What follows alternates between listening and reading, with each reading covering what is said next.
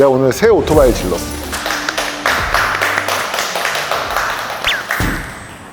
모든 역사가 여기서 시작이야. 타이거 1200이라고 새로 나온 모터사이클이에요. 이걸 보고서 어떤 사람들은 GS 뭐 그런 거 아니야? 뭐 이렇게 생각하실 수도 있어요. 그런 사람들을 보고 뭐라 그런다? 하나만 알고 둘은 모른다. 대한민국에서 BMW R1200 GS가 우주 명차라고 불려요. 그걸 누가 우리나라에 소개했다? 까남. 아닐 것 같지 않냐? 놀랍게도 사실이야. 대한민국에서 GS라는 모터사이클이 처음 나왔을 때 어떤 분위기였냐면 야 저건 뭐냐 이상하게 생겼다 막 이럴 때 이 오토바이가 정말 좋다, 이걸 타면 인생이 바뀐다 뭐 이런 얘기를 내가 하면서 막 GS가 최고다 뭐 이런 걸 했더니 BMW한테 돈 받았다고 난리가 났었어요. 지금은 누구나 다 인정하게 됐잖아. 근데 GS가 워낙 유명해지다 보니까 다른 모터사이클들을 잘 모르게 되는 경우가 있어요. 근데 오토바이 제일 먼저 기억에 남는 게 뭐예요? 미션 임파서블? 비둘기 날고 막 씌어 오토바이 헤드라이트 2개 불빵 이거? 그거 어느 오토바이인지 알아? 알죠.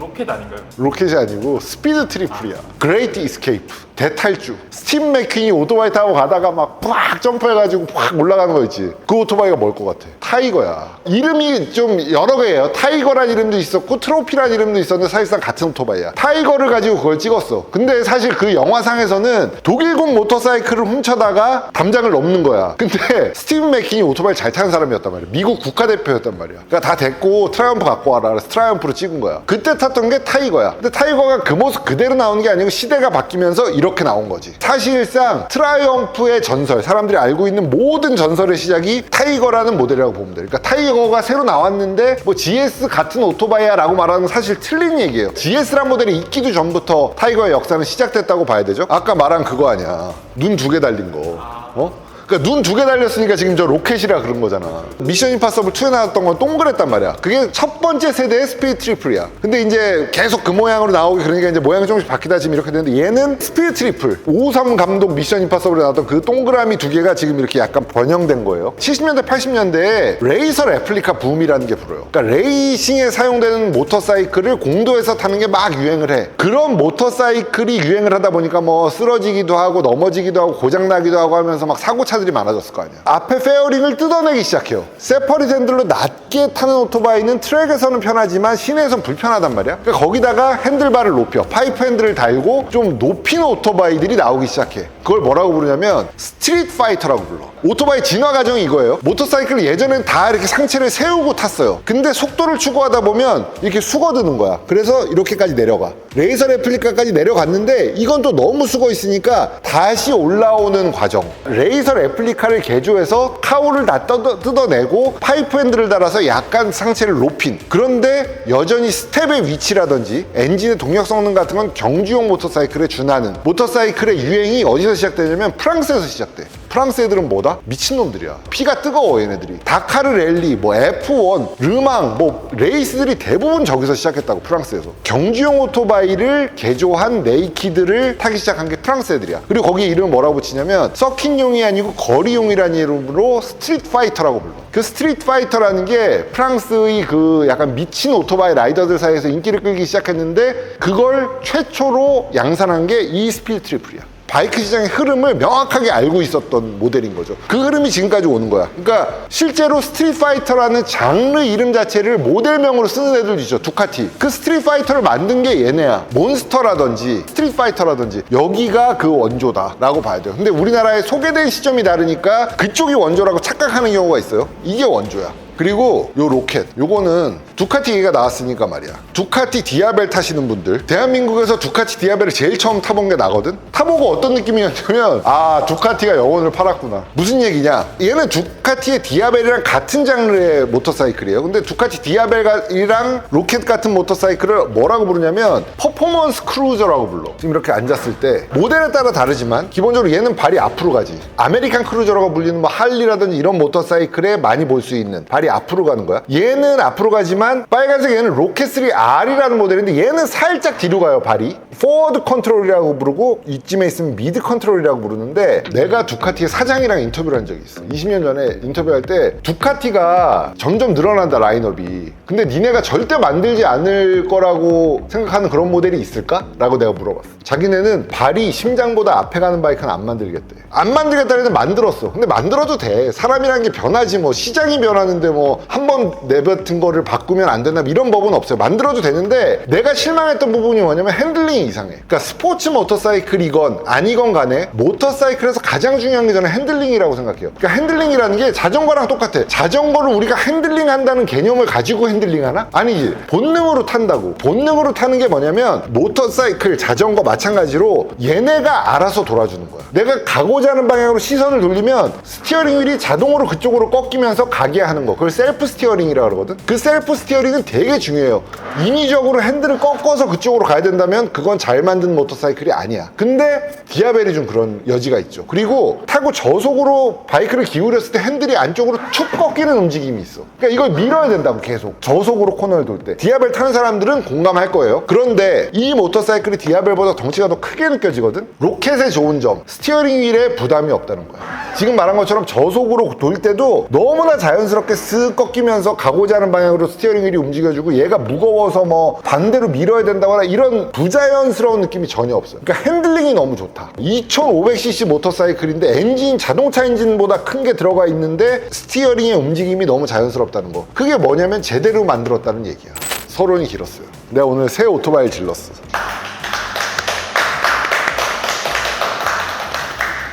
지금 트라이언프 세대째 타고 있어요. 세대째 타고 있는데, 옛날에 트라이언프가 만들었던 타이거라는 모터사이클이 1950년대를 그냥 다 쓸어버렸어. 타이거를 가지고 모든 레이스를 막 석권을 해. 석권을 하다가, 야, 레이스만 이길 게 아니고 우리 최고속 도전을 해보자. 1959년에 미국 유타주에 있는 본네빌이라는 곳에 소금 사막이 있어. 거기서 최고속 테스트를 많이 한단 말이야. 거기에 타이거를 개조해서 최고속 실험을 해. 그리고 전 세계의 최고 스피드 기록을 세워요. 그 기념으로 나온 애가 본네빌이라는 애야. 타이거의 연장선상에 있는 거야. 타이거라고 불러도 되고 본네빌이라고 불러도 되는 그 모터사이클을 가지고 영국에 있는 뭐 서킷에서 계속 레이스를 할 거 아니야. 그 레이스를 다 휩쓸어. 그러니까 사실상 모든 레이스를 다 휩쓸었다고 봐도 돼요. 그래서 스럭스턴 서킷에서 레이스를 6대가 한꺼번에 1등한 걸 기념으로, 그걸 기념으로 스럭스턴이라는 모델을 만드는데, 그게 내가 처음 샀던 모델의 이름이 거기서 온 거야. 스럭스턴은 뭐가 다르냐면요, 여기서 스포츠에 더 적합하도록 스텝이 약간 뒤로 가고, 그리고 핸들바가 약간 낮아. 그러니까 약간 이렇게 숨는 모터사이클, 요게 속도를 내기에 유리해요. 그 모터사이클 내가 잘 타다가 그 다음에 스크램블러 1200이란 모터사이클을 사. 스크램블러 1200은 핸들바를 좀 높여, 더, 그리고 넓혀, 그리고 서스펜션을 길게 해서 차체가 높아지니까 땅바닥에 있는 어떤 장애물을 넘을 수 있는 효과도 좋아지고, 서스펜션의 작동 성능도 좋아져서 오프로드에서도 탈 수 있는 그런 모터사이클이에요. 제가 탔던 스크램블러는 말하자면 옛날 타이거의 현재 모습이라고 보면 돼. 옛날 타이거의 모습 그대로 하면 현대적인 성능을 낼 수 없으니까 개조를 하다 보면 스티븐 맥퀸이 철조망을 넘었던 그 바이크가 지금의 스크램블러 1200이라고 보면 되죠. 그리고 스크램블러 1200도 오프로드를 꽤 잘 달립니다만, 진짜 현대적인 성능으로 끝까지 가면 뭐다라는 게 바로 현재의 타이거야. 현재 기술로 만들 수 있는 극한의 오프로드 성능 혹은 투어링 성능을 다 갖춘 모터사이클이라고 보면 되고, 온로드에서의 스포츠 성능을 극한까지 낸다 라고 한다면 스피드 트리플, 스트리트 트리플 같은 뭐 그런 모터사이클들이 있어요. 근데 본네빌은 왜 나왔냐면, 본네빌이라는 건 이퀄 뭐야? 타이거잖아. 과거의 타이거인데, 이 본네빌이라는 이름으로 이런 클래식한 모터사이클, 1950년대 모터사이클을 왜 재현했냐면, 이 모터사이클이 처음 나올 때는 유럽 사람들은 별 관심이 없었어. 우리가 기억하고 있는 본네빌이라는 이름의 클래식 바이크가 나오던 무렵 2000년대 초예요. 2000년대에는 어떤 분위기였냐면, 유럽 사람들은 클래식 바이크의 필요성을 잘 느끼지 못할 때였어요. 그걸 왜? 라는 느낌이었어. 왜냐? 아직 현역이었거든. 과거의 1950년대에 생산된 트라이언프, 60년대에 생산된 트라이언프, 70년대, 80년대에 생산된 트라이언프까지 이 형태의 우리가 옛날 오토바이로 인식하는 그 모터사이클들이 유럽에서 현역으로 달리고 있었다고. 굳이 똑같은 모양으로 신형 오토바이를 낸다고? 라는 걸 이해하지 못했어요. 신형 모터사이클이란 이런 스포츠 바이크든지 아니면 오프로드 전용 모델이라든지 이런 식으로 성능을 극한까지 끌어올리는 게 정상이다 라고 이해하고 있었어. 2000년대 초에는 그 어떤 브랜드도 클래식 바이크를 만들어야겠다는 생각을 못했어요. 왜냐면 유럽에는 과거의 모터사이클들이 현역으로 달리고 있는 시점이기 때문에 그렇다는 거죠. 근데 상황이 약간 다른 일본은 어때냐면, 일본은 바이크 시장이 꽤 큰데 약간 일본 바이크를 예를 들자면 좀 코스프레 경향이 좀 있어요. 기본적으로 유럽의 유명한 모터사이클의 이미지를 따다가 만든다라는 게 좀 있단 말이야. 유럽의 옛날 바이크들 분위기를 따와서 만든 바이크들이 꽤 인기를 끌고 있었어. 그래서 그 니즈를 따라서 유럽 바이크 브랜드에다가 클래식 바이크를 만들어 달라고 해요. 그래서 트라이언프가 고민을 많이 합니다. 새로운 본네빌의 첫 번째 세대라고 할 수 있는 2000년대에 나왔던 공랭 본네빌이 있었어요. 근데 걔는 내 개인적인 점수는 한 7, 80점. 왜냐면 옛날 모습에 너무 충실하려고 했기 때문에 공랭 엔진을 썼다는 점, 360도 크랭크를 썼다는 점 등이 저는 별로 마음에 안 들었어요. 그 당시에 저는 원래 클래식 바이크를 좋아했기 때문에 아주 기대를 하면서 그걸 타봤거든. 근데 약간 못 미치다는 느낌이 들었어. 그 이유가 뭐냐면 크랭크에 문제가 있었어. 트라이엄프의 병렬 2기통 엔진은 기본적으로 360도 크랭크예요. 예전부터 360도 크랭크였어요. 360도 크랭크는 어떻게 움직이냐면 얘네가 같이 움직여요. 이렇게 빵, 빵, 빵, 빵 이렇게 터지는 거야. 폭발 간격이 등 간격이야. 땅땅땅땅땅땅땅땅 하고 터져. 근데 그게 저속에서는 하나하나의 폭발이 느껴지는데 계속 올렸을 때는 안 느껴져. 그게 빡 하고 나간다고. 병렬 2기통이라는 엔진이 옛날 50년대 전 세계를 제패했다가 한동안 사라졌었어요. 그 사라졌던 이유가 뭐냐면 이 병렬 2기통 360도 크랭크 엔진은 4기통에 비하면 열등해. 두 개가 하던 일을 네 개가 나눠서 하니까 훨씬 효율적이고 고회전까지 더 잘 올라가. 그리고 배기음도 아름답죠. 휘웅 하고 낸다고. 그러니까 4기통보다 열등은 사라졌던 병렬 2기통인데 감성을 얻기에도 약간 모자르고 4기통처럼 성능을 얻기에도 약간 모자른 형태가 됐던 거예요. 물론 1세대 본네빌도 성능을 추구하기 위해서 과거에는 OHV라고 하는 옛날 방식 밸브 구동 시스템을 썼는데 우리가 익숙한 DOH를 썼었어. DOHC가 고성능의 상징이잖아. DOHC 병렬 2기통을 썼는데 어쨌든 매력적인 엔진이라고 볼 수는 없어. 근데 2세대 지금 여기 있는 이 모터사이클이 나오면서 저는 사실상 이 클래식 바이크 싸움이 끝났다라고 판단을 한 거야. 지금까지 탔던 스크램블러, 스럭스턴 그리고 지금 새로 타기 시작할 본네빌까지 엔진은 다 똑같아요. 이 1200cc 순행 엔진은 이건 클래식의 뭐랄까요 끝판왕이라고 해도 좋을 엔진이야. 아주 잘 만든 훌륭한 엔진이에요. 뭐가 그렇게 훌륭하냐면 일단 DOHC가 아니야. DOHC라고 하면 사람들이 고성능의 상징이라고 생각하는데 DOHC가 고회전에서의 성능은 좋아지지만 저속 토크가 부족해지면서 바이크처럼 저회전에서부터 토크가 나는 게 더 유리한 상황에서는 진짜 초고성능 모터사이클이 아니면 DOHC라고 무조건 좋은 건 아니야. 메르세데스 벤츠도 엔진에 SOH 썼다 DOH 썼다 SOH 썼다 DOH 썼다 막 이러거든. 그러니까 SOHC가 안 좋은 거였으면 DOHC까지 갔다가 돌아올 이유가 없었겠죠. 엔진이라는 게 반드시 고회전력만 필요한 게 아니기 때문에 SOHC의 장점이라는 게 분명히 있어요. 그러니까 SOHC로 돌아왔다는 게 우리가 이 바이크에서 추구하는 건 절대적 성능이 아니고 감성이라는 측면에서 일단 좋은 선택이에요. 그리고 아까 말한 360도 크랭크 빵, 빵, 빵, 빵 이렇게 터지는 엔진의 경우는 문제가 뭐냐면 고회전으로 갔을 때 밋밋해져 엔진이. 근데 얘는 크랭크를 바꿨어. 270도 크랭크라는 걸 썼어. 270도가 되면 어떤 일이 생기냐면 피스톤 두 개가 같이 움직이는 게 아니고 이런 식으로 두 개가 엇갈리면서 움직인다고. 이 엇갈리면서 움직이는 게 어떤 효과를 내느냐 소리로 설명해 줄게.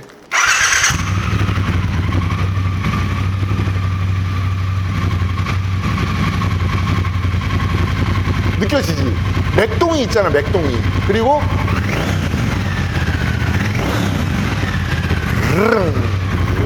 이렇게 되잖아.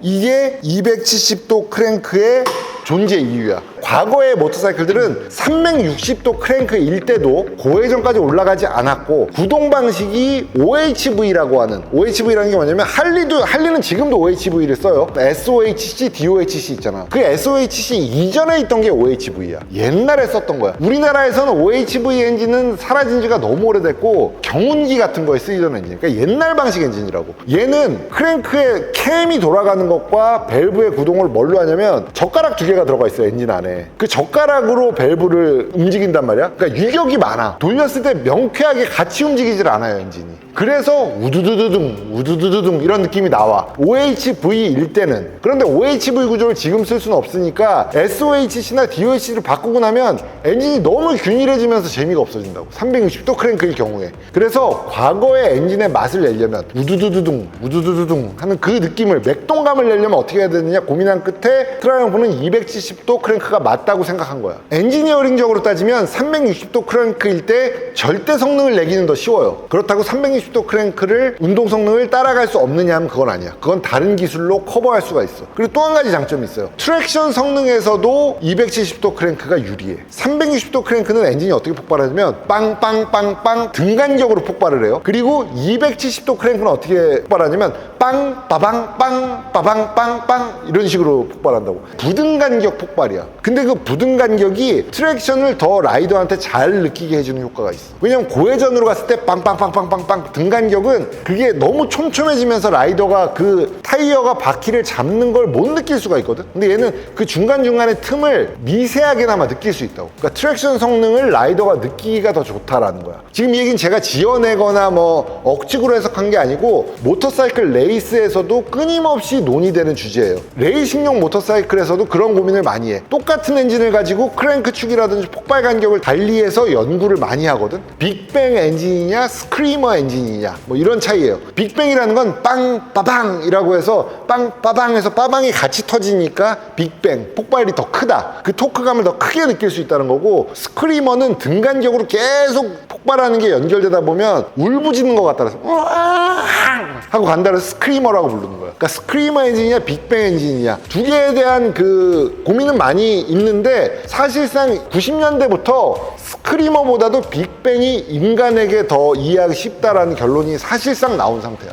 그 증거가 뭐냐? 레이스에서 사실상 대부분 요즘은 빅뱅 엔진을 많이 쓴다고. 내용이 내가 욕심이 많아서 내용이 너무 길어졌어. 그래서 결론, 저는 본네빌 T120을 앞으로 타고 다닐 거예요. 지금까지 탔던 스럭스톤이나 스크램블러 1200도 좋았는데 그 바이크들이 나빠서 옮겼다는 게 아니고, T120이 주는 이 스탠다드성, 어디나 타고 갈 수 있고 장거리 투어 갈 때도 위화감이 없고 와인딩을 달릴 때도 즐거운, 그러니까 여러 가지 범용성이라는 측면에서는 역시 T120이 최고다라는 생각이 들어서 이걸 사기로 했는데, 내가 이걸 살까 말까 막 망설이면서 여러 가지를 이렇게 살펴보던 중에 의문점이 하나 생겼어. 요새 모터사이클 타시는 분들은 다들 아시겠지만 클래식 바이크 붐이라고 해도 좋을 정도로 클래식 바이크를 많이들 타세요. 그런데 좀 내가 이해할 수 없는 현상이 좀 있었어. 뭐냐면 이 바이크라는 게 필수품이 아니기 때문에 어느 정도의 돈을 투자해서 살 수 있는가, 어떤 가격대의 제품을 살 것인가는 각자의 경제 사정에 따라 달라질 수가 있어요. 근데 제가 이 채널에서 이거 사라고 정해줄 때는 무조건 싸다고 해서 권할 수는 없어요. 저는 어느 쪽인가 하면 가성비라는 말은 믿지 않습니다. 가격대 성능비라는 말은 저는 좀 실체가 없는 말이라고 생각해요. 보통은 싼 게 비지떡이라는 말이 더 맞는 경우를 전 많이 봤어요. 일단 중국제 바이크는 난 안 타고 싶어. 중국에서 만들어졌다고 해서 제가 다 싫어하는 건 아니에요. 제가 너무나 사랑하는 아이폰도 중국제야. 메이드 인 차이나지만 QC를 어떻게 했냐에 달린 거고, 모터사이클의 경우는 중국 공장에서 생산한다고 해서 문제가 아니고 중국 브랜드일 때 난 아직 못 믿겠어. 중국 브랜드를 알아차기가 쉽지가 않아. 왜냐면 독일 회사, 이탈리아 회사, 영국 회사, 옛날 회사들, 망한 회사들 이름 가져다가 그 나라 국기 달고 파는 중국제가 너무 많아요. 나는 그걸 권할 수 없어요, 여러분들한테. 독일제나 이탈리아제나 영국제 브랜드를 사와서 만드는 그 바이크를 저는 짝퉁으로 인식합니다. 그러니까 그것들은 좀 배제하자고요. 그리고 인도에서 만드는 바이크가 있어. 로얄 엔필드. 로얄 엔필드는 요즘 많이 좋아졌다고 해요. 요즘 많이 좋아졌다고들 하더라고. 난 확인을 못 해서 좋아진 걸. 일단 기본적으로 그건 클래식 바이크가 아니고 그냥 옛날 오토바이였어. 내가 트라이엄프 얘기하는데 로얄 엔필드 얘기하는 애들이 난 제일 짜증나거든. 둘 다 바퀴 두 개고 병렬 2기통 달려있고 뭐 그런 건 똑같아. 근데 그건 마치 닭 보고 공룡이라 그러는 거랑 똑같아. 그것처럼 로얄 엔필드를 보고 영국제 스포츠 바이크라고 부르진 않는다라는 거야. 내가 마음에 안 드는 건 만듦새예요. 그러니까 가격이 싸서 사는 거 오케이, 현명한 소비라고 볼 수 있습니다. 그런데 제가 논하고 싶은 클래식 바이크라는 건 디자인 완성도, 헤리티지, 그리고 물성이라는 게 있다고 봐. 물성,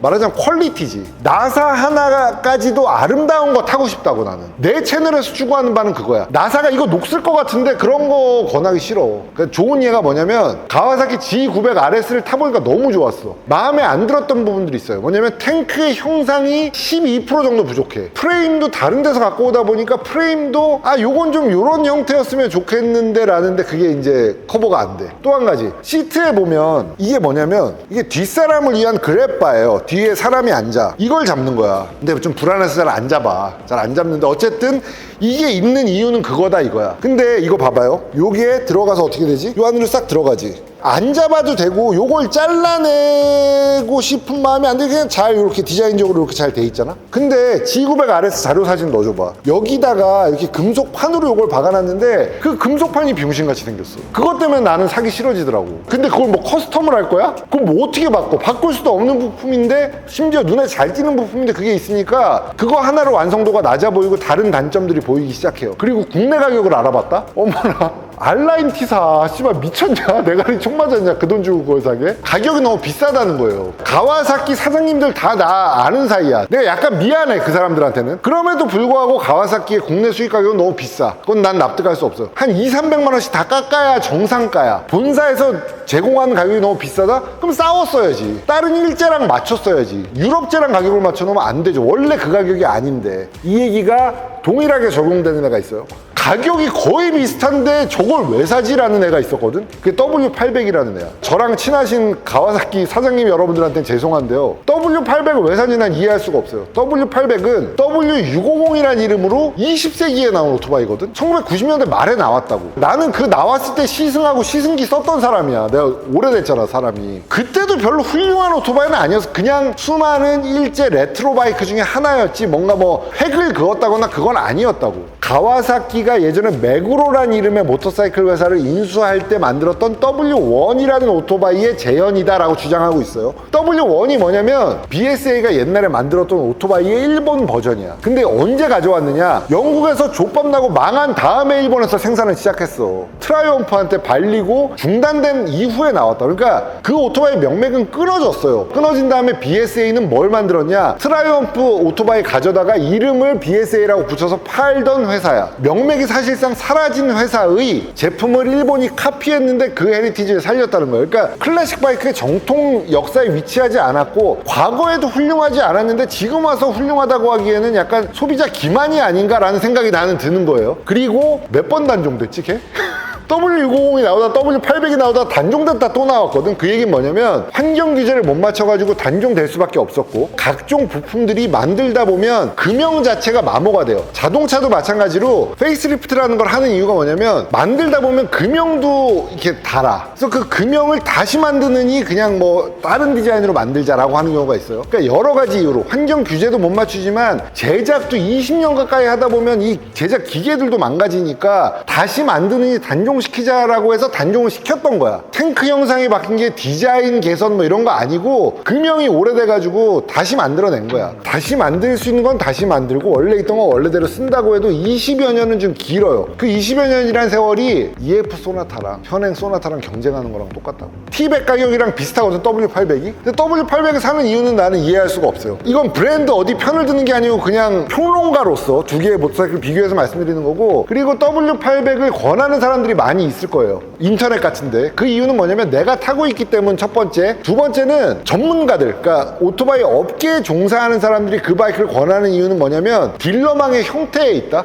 의외로 가와사키 모터사이클, 혼다 모터사이클, 야마하 모터사이클, 이런 일제 모터사이클들의 형태는 뭐냐면 대리점에서 소비자한테도 팔지만 다른 모터사이클 매장에도 그 오토바이들을 팔아요. 그러면 소비자들이 여기 가서 사면 정가인데 다른 대리점에 가서 사면 이 사람들이 조금 깎아줘. 그 얘기는 뭐냐면 여기서 돈을 어느 정도 깎아준다는 얘기야. 그러니까 자기 몫에서 조금 소비자한테 떼어주듯이 가격을 살짝 깎아주기 때문에 정식 대리점보다 여기가 약간 싸니까 여기 가서 사는 거야. 그러니까 여기 사람들은 뭐가 좋아요? 그럼 자기한테 마진이 남는 걸 좋다고 얘기하는 거지. 그 딜러의 장점도 있어요. 뭐냐면 믿을 수 있는 거. 동네 센터니까 가깝기도 하고 이 사장 형이랑 나랑 친하니까 친한 값 낸다고 생각하면 거기 가서 사도 되는데, 그렇기 때문에 거기 가서 산다기에는 경쟁이 안 되는 걸 좋다고 권하는 거 아닌가라고 생각하는 거지. W800이랑 T100을 비교할 수 있거든. W800이 980만 원이면 약간 그러면 W800 사고 남은 돈으로 뭐 투어를 위해서 헬멧도 사고 재킷도 사고 바지도 사고 신발도 사고 그러면 W800 사도 되거든. 근데 가격이 같다고? 그러면 나는 이 정당한 비교는 아니라고 생각해요. 너무 가와사키 욕 같아서 그렇지만 나는 지금 사실만 얘기했잖아.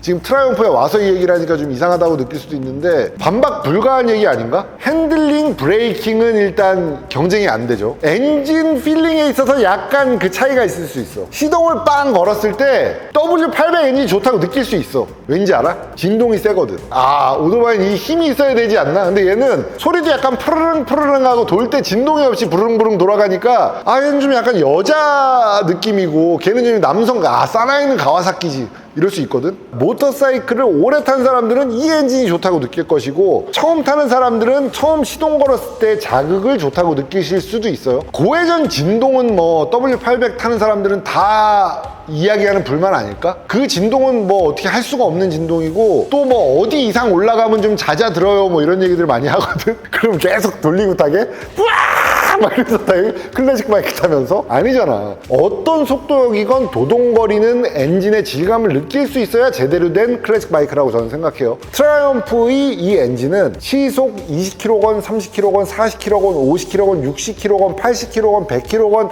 120km건 140km건 맛을 느낄 수 있어. 그게 제대로 된 엔진이야. 경쟁 상대를 꼽자면 클래식 형태를 띤 모터사이클은 경쟁 상대는 없어요. 제로. 굳이 경쟁 상대를 꼽자면 BMW의 R9T가 경쟁 모델이라고 봐. 나는 R9T도 오래 탔었고 R9T 신봉자이기도 해요. 그리고 R9T 신형이 나오면 살 거야, 나는 그 바이크를. 그 두 개를 비교했을 때는 약간 이 일장일단이 있어. 둘 다 너무 좋은 엔진인데 R9T 엔진이 장거리 투어에 더 적합해. 힘도 더 넘치고 그 힘을 느낄 수도 있고, 근데 저속에서의 맛은 또 없어. 그건 박스 엔진의 특성이에요. 박스 엔진 자체가 저속에서 동동거리면서 달리는 거는 거의 불가능한 엔진이야. 그러니까 저속이라는 건 20km, 30km, 40km 달릴 때도 있거든. 그럴 때 맛을 느끼면서 타기는 좀 불가능해. 그러니까 무슨 얘기냐면 낮은 속도 영역에서 5단, 6단 넣어놓고 두두두두두 하면서 달리는 게 얘는 되는데 걔는 안 돼요. 이거는 오토바이 타본 사람들은 무슨 말인지 알 거예요. 시골길에서 두두두두두두 하면서 이렇게 맛을 느끼면서 타고 싶을 때가 있단 말이야. 근데 그게 박스 엔진은 불가능하다. 얘는 가능하다. 그러니까 약간 다르다는 거죠. 근데 내가 하나 또 빼먹은 게 있네. 할리 데이비슨 스포스터. 내가 20년 전에 스포스터를 탔거든. 99년도에 모터사이클 사가지고 그 당시에 스포스터를 타는 사람 중에 제일 유명했어, 한때. 할리 오래 탄 사람들은 날 다 알아. 할리 데이비슨의 스포스터가 따라잡고 싶었던 모델은 얘예요. 왜냐면 얘가 최강이었으니까. 당시 타이거 본네빌이 최강이었기 때문에 영국제 스포츠 모터사이클을 잡기 위해서 나온 애가 스포스터예요. 스포츠 시장을 잡기 위해서 기존의 V-트윈 엔진 구조에서 캠을 4개로 나누고 막 고성능으로 가기 위한 여러 가지 시도를 한 게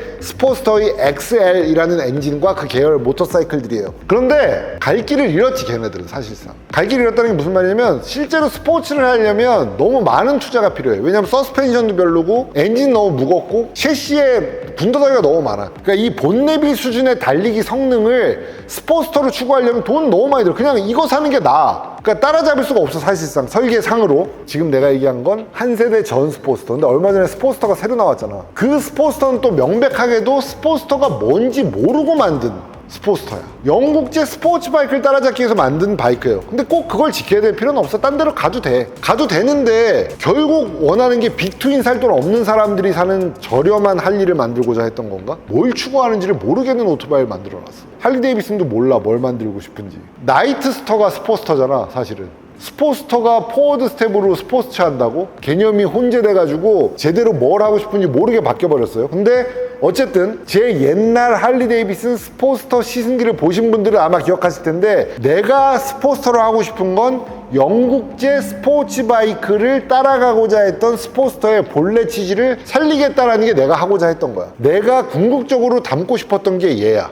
총평 가겠습니다. 오늘 제가 트라이엄프 모터사이클의 과거부터 현재까지 흐름을 좀 짚어드렸어요. 트라이엄프의 모터사이클이 레트로와 모던 모터사이클이 두 개가 별개로 있는 게 아니고 그 흐름은 하나로 이어져 있다는 거, 제 영상 좀 길었지만 보셨다면 아마 이해하실 수 있으셨을 거고, 제가 20여 년 전에 처음 모터사이클을 탈 때부터 추구해 왔던 것, 다른 모터사이클들로 추구해 왔던 것들이 사실은 뿌리가 여기에 있었다는 거. 아마도 제 글을 99년도부터 보신 분들은 제 일관성을 믿으실 수 있을 거라고 생각합니다. 그리고 그 일관성이라는 건 변화가 없다는 것만을 이야기하진 않아요. 우리가 패션에서도 클래식을 얘기할 때 옛날 옷을 그대로 가져와서 입는 게 클래식 패션은 아니에요. 제가 항상 강조하는 업데이트는 상당히 중요합니다. 클래식이라는 건 업데이트가 제대로 되었을 때 비로소 클래식일 수 있고 헤리티지를 기념할 수 있는 거예요. 기름 질질 새고 타이어는 그립하지 못하는 과거의 기술을 가지고 클래식이라고 논한다면 현대 사람들은 불편함을 느낄 수밖에 없죠. 현대인들이 현 시대의 자동차들과 같은 흐름 속에서 아주 즐겁게 탈 수 있도록 도와주는 게 바로 모던 클래식이라는 거고, 이 세상에 수많은 클래식 모터사이클이 있거든. 두 개밖에 없어, 탈만한 건. R라인 T랑 T120밖에 없어. R라인 T랑 T120을 타면 그 다음 단계로 나아갈 수도 있다. 그리고 심지어 다음 단계로 나가서 막 오토바이 경력이 늘어나서 다른 걸 막 여러 가지 타다가도 다시 돌아올 것 같은 모터사이클이다. 내가 그렇듯이. 그래서 T120은 클래식 바이크 고민하고 있으면 이거 타라. 가와사키 사장님들의 항의. 역시 까남이 옳은 소리 한다 그럴걸? 언제적 오토바이냐고.